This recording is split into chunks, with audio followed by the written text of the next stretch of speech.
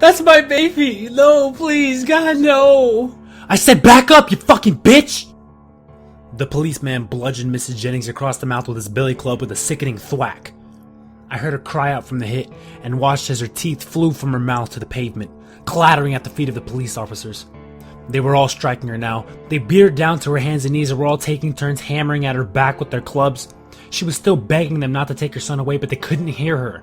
They were laughing in a sick, maniacal tone that made my stomach turn. Now, the emergency medical responders emerged from the apartment building, wheeling Andrew out in a gurney. They pushed him clumsily down the stairs. His arm emerged from beneath the white sheet as he bounced down from the first step. I watched his lifeless body bounce on the gurney until he landed awkwardly and fell off it completely, the white sheet blowing away in the wind and revealing his corpse. Oh well, by all means, you dumb fucking junkie, just help yourself to a nap while we're trying to do our fucking jobs! With the last word, the EMT kicked Andrew's body in his stomach. I watched his body jerk and fold from the impact. The other EMT was joining in now too, both of them kicking and stomping at Andrew's lifeless corpse. I tried to yell, I tried to scream at them to stop, but while I felt my vocal cords vibrating in my chest, not a sound came out. I watched as one EMT picked up a heavy rock from a nearby flower bed and carried it over to where Andrew's body lay. The other EMT rolled him onto his back, and I let out the loudest scream no one would ever hear as I watched the rock slam down into Andrew's face. I heard a deep crunch and knew his skull had cracked. His head rolled to the side and faced right at me, bleeding and crushed. Then I saw his eyes open, those big green eyes surrounded with bloodshot white. "The end is the beginning, Doctor," he said to me with his jaw half attached. "The end is the beginning." And then I heard him say it, soft yet loud, small yet commanding, sharp as a knife yet smooth as water. "Ubloo." I shot my head up from my bed, panting and covered in sweat. I reached frantically in the dark at the bedding next to me until my hand gripped my flashlight. I turned it on and shied it around the room, darting from one corner to the other, looking for something, anything, but there was nothing there. Nothing except for the stacks of boxes that had littered my hotel room. I turned my nightstand light on and checked the time. 4:12 a.m. 3 hours of sleep would have to do. I pulled the nightstand drawer and grabbed the pill bottle from inside. It was half full. I would need to write myself a new prescription soon, which couldn't have come at a better time because it was looking like it was just about time for me to move on again.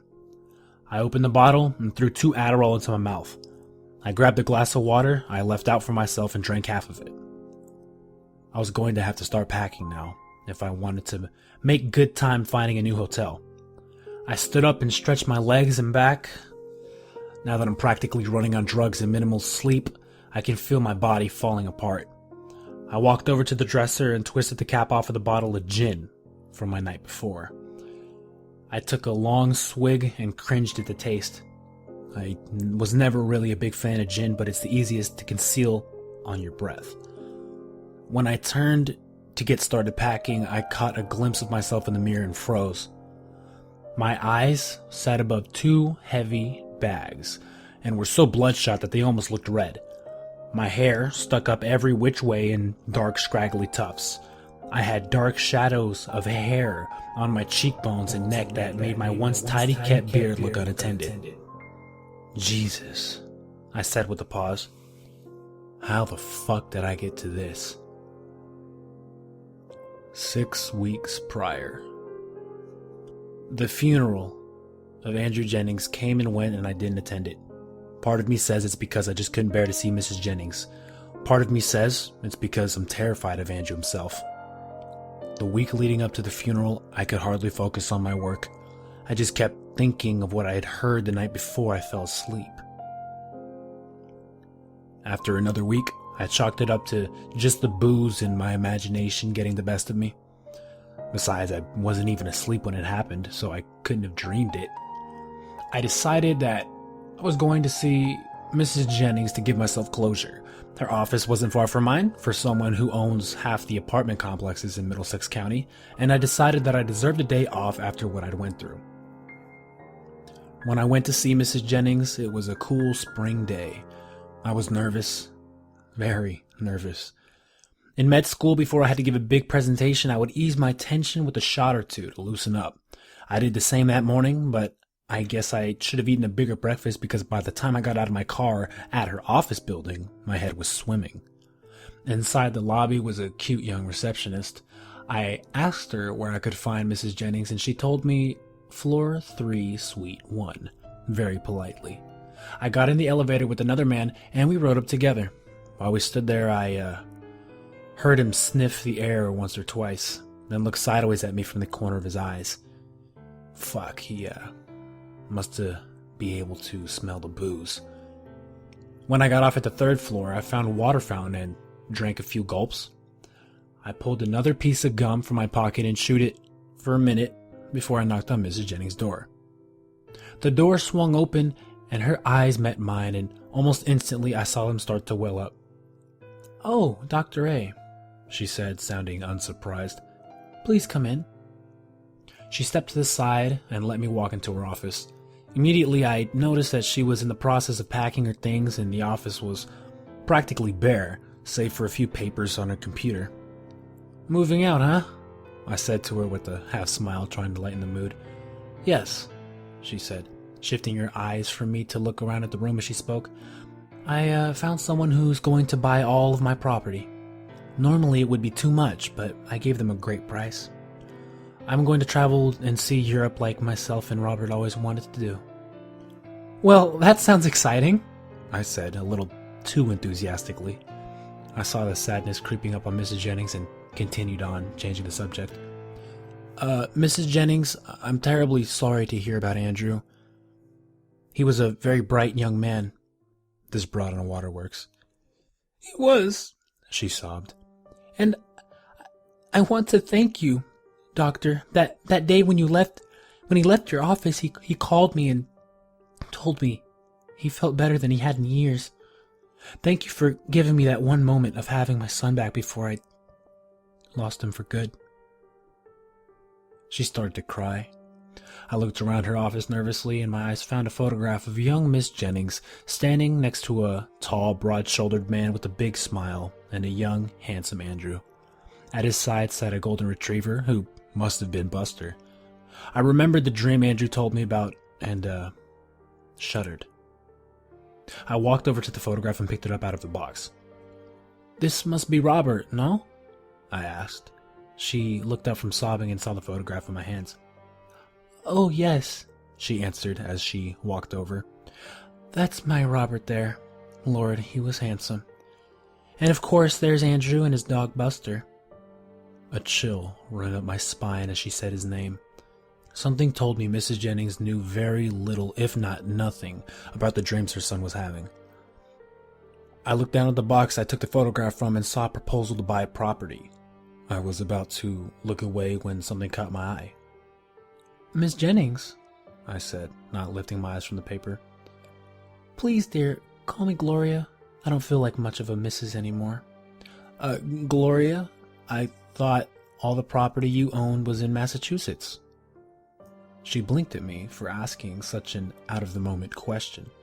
Well, yes, dear, it is," she answered, studying my face. "Sorry, it's just I couldn't help but notice this proposal here for a property in Louisiana?" She looked at me lost for a second, and then I saw memory hit her. "Oh, yes, that was a property Robert was looking into. He simply adored that Louisiana house. I'm not too sure how he even found the place, to be quite honest. In fact, when he first started flying down there every other weekend, I was all but sure he was having an affair, but when I asked if I could come with him, he didn't put up a struggle at all." She picked up the proposal and thumbed through the pages until she found a picture and handed it to me. The house was huge and old, with big columns that framed the front of it, and a big black gated fence surrounding the yard. The windows were too dark to see through, but it looked like it was about 2 stories, only wide enough to barely fit in the picture. It looked a little run down, and I could see why Robert was interested in this house. It had the potential to be absolutely gorgeous. After looking over the picture for some time, I finally spoke. And this house," I began. Are you selling this as well?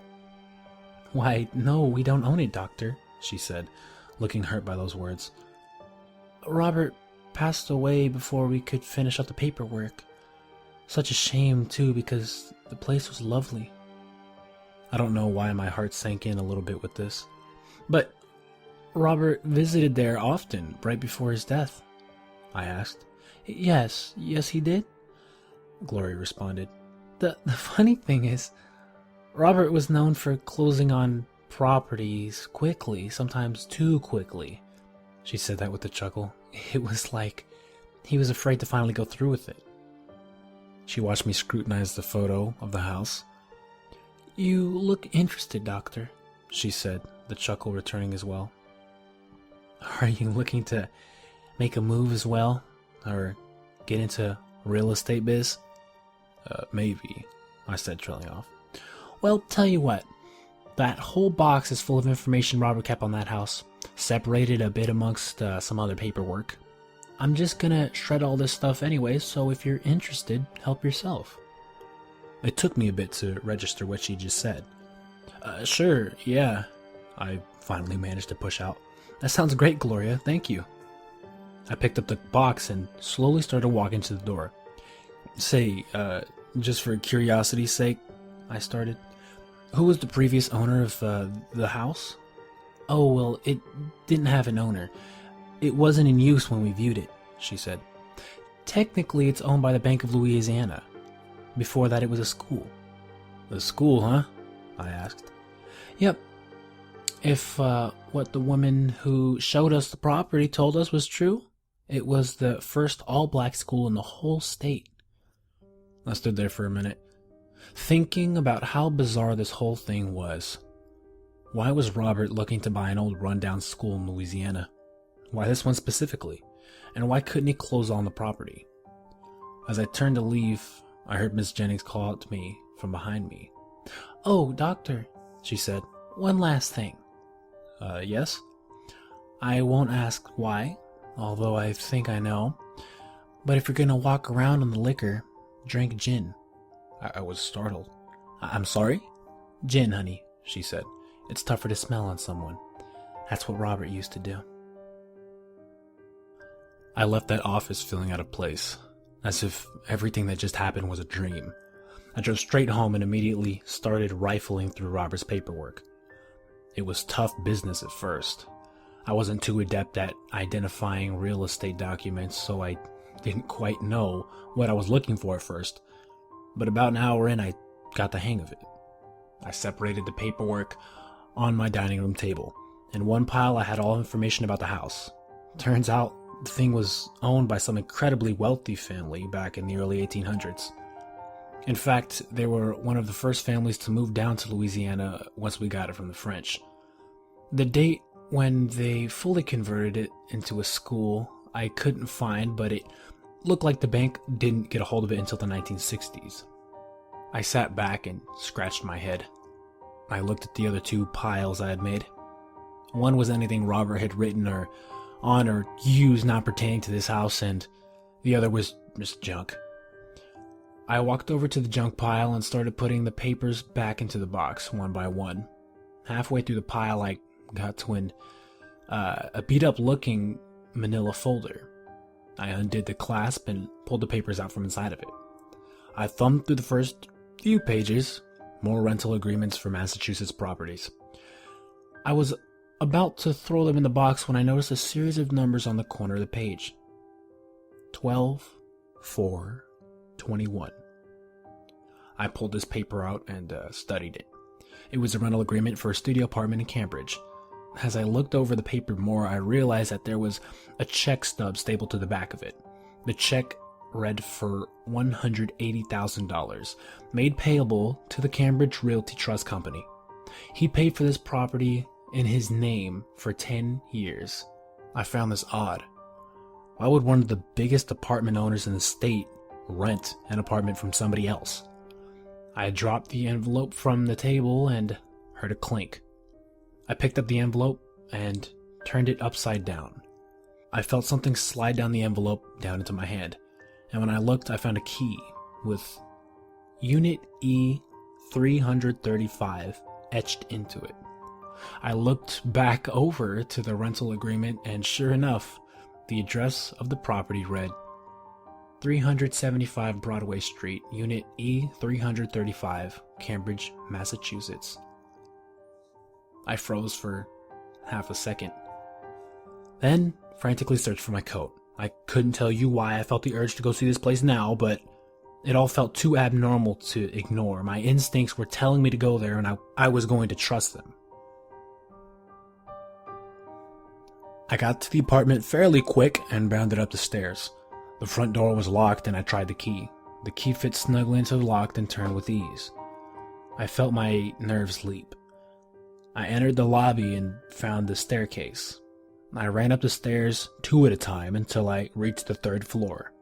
I opened the door, and sure enough, right in front of me was Unit E335. It felt like time froze, and I was just standing there at this door. This morning I was drunk, trying to find closure, and now here I am rifling through a dead man's things and walking his footsteps. Who am I doing this for?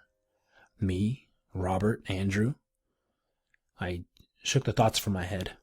It's my day off, I rationalized. I'm just killing time playing detective. I walked up to the door and slid the key into the lock and turned the doorknob.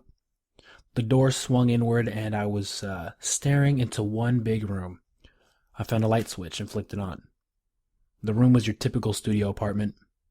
Kitchen and bathroom all in one big spacious area, but there was no furniture.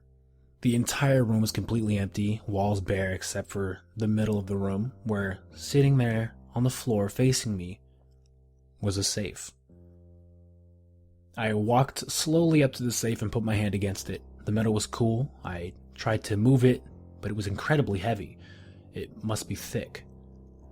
I stood there and looked into it, pondering the peculiarity of the whole thing. Then I knelt down and, expecting it not to work, entered 3 numbers. 12, 4, 21. I heard the mechanism inside click and my heart skipped a beat. Slowly I swung the door open and peered inside. Sitting at the bottom of the safe were 2 books. I picked up the first one and read the cover. The Personal Journal of Robert A. Jennings. My hands were shaking. I took the book from out behind Robert's journal and studied it. The writing was in some weird language I'd never seen before, and I flicked open the cover and found a folded piece of paper. I took the paper and unfolded it, and my stomach dropped. It was almost an exact copy of the picture Andrew drew for me that day in my office. Black and white. Sitting there, staring into my very existence, was that terrible monster, Ubloo. I don't know what happened first, shutting the book or getting up to leave. I don't know why, but I couldn't be in this room anymore. I wasn't supposed to find these things. With the books in my arms, I ran out the apartment door without even shutting it behind me. I ran straight to my car, threw the books to the passenger side, and drove straight home. When I got there, I grabbed the books again and sprinted inside, looking over my shoulders the whole way. I got inside and slammed the door, ran over to my dining room table, and threw the books down. I immediately started going through the pages of this weird language book. It was incredibly old and full of pictures. I got halfway through when I stopped on a page with a drawing that looked like a crudely drawn Ubloo.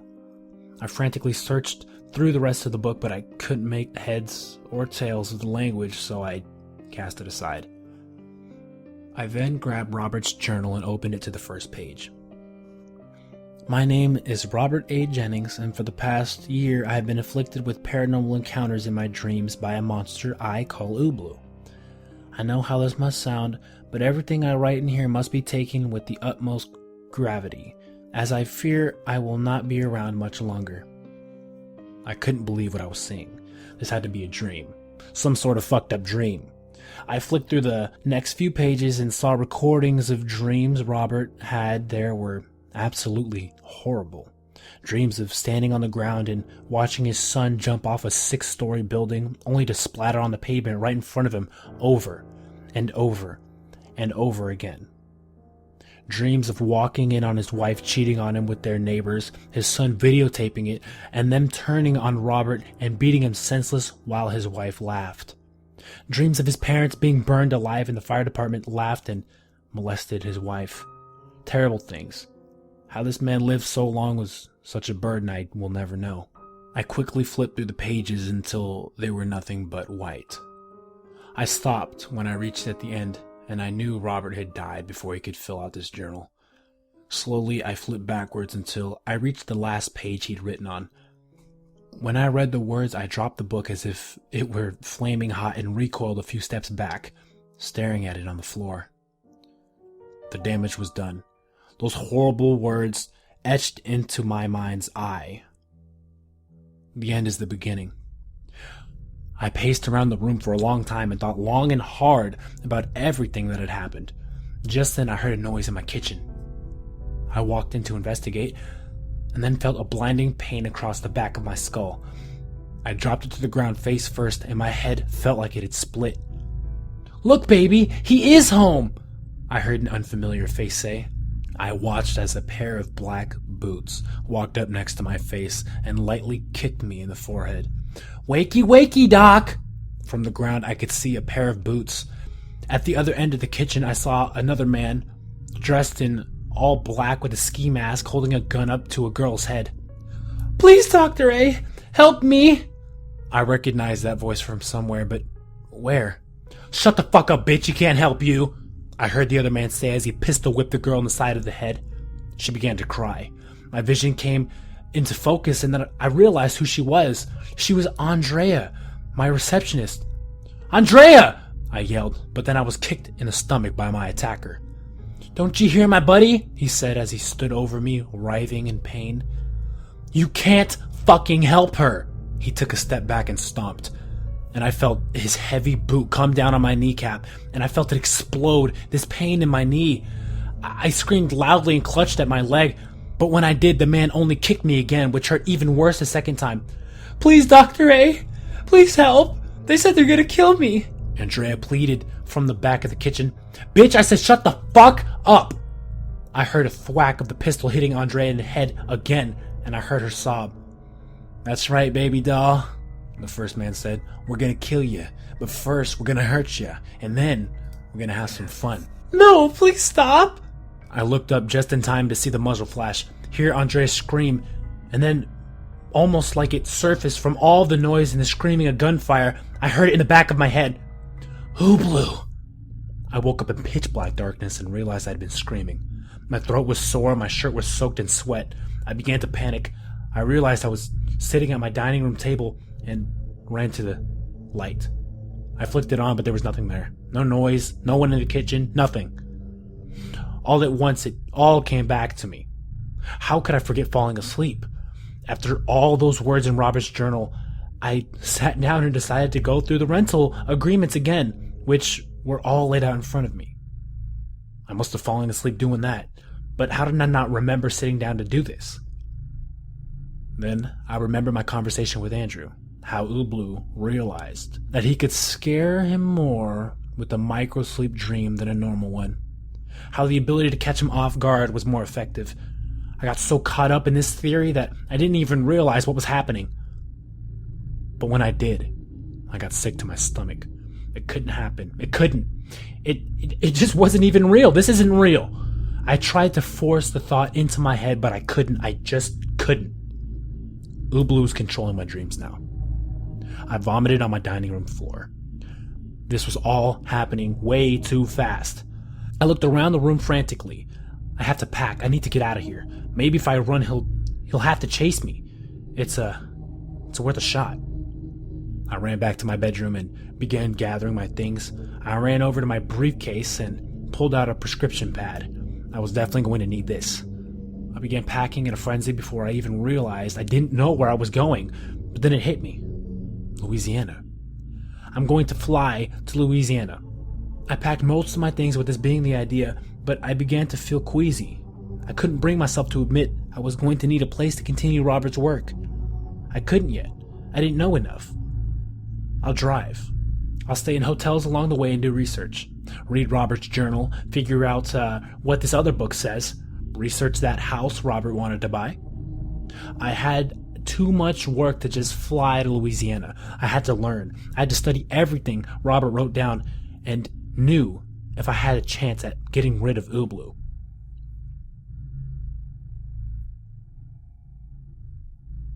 Six weeks later, I pulled my bag behind me as I approached the checkout counter. "Leaving us so soon, Mrs. Abian?" the girl behind the counter said to me.